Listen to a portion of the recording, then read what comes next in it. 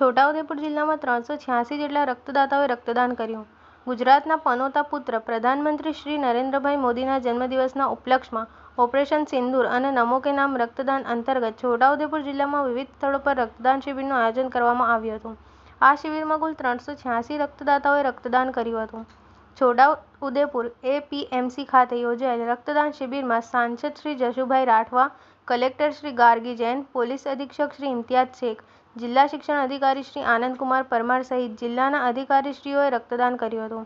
જિલ્લાના છોટાઉદેપુર, બોડેલી, જેતપુર, પાવી, સંખેડા, નસવાડી અને ક્વાંટ ખાતેના રક્તદાન શિબિરમાં જિલ્લાના અનેક અધિકારી સંઘ દ્વારા રક્તદાન કરાયું હતું.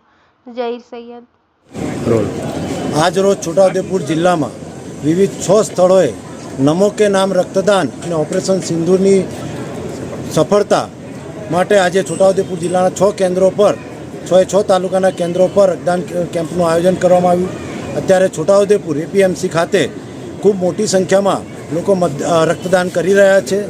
માનનીય કલેક્ટર સાહેબ શ્રી, માનનીય જિલ્લા પોલીસવાળા સાહેબ શ્રી તથા જિલ્લા શિક્ષણાધિકારી સાંસદ શ્રી જશુભાઈ રાઠવા સાહેબ સૌએ રક્તદાન કરીને એમાં સહયોગ કરેલો છે.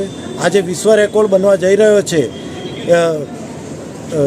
નરેન્દ્ર મોદી સાહેબના જન્મદિનની આ ખૂબ મોટી ભેટ છે અને વિશ્વ રેકોર્ડ બનાવીને ગુજરાત રાજ્યનો સંયુક્ત કર્મચારી મોરચો નરેન્દ્ર મોદી સાહેબને ખૂબ મોટી ભેટ આપવાનો છે અને છોટાઉદેપુર જિલ્લો એમાં ખૂબ મોટી સંખ્યામાં સહભાગી થઈ રહ્યો છે.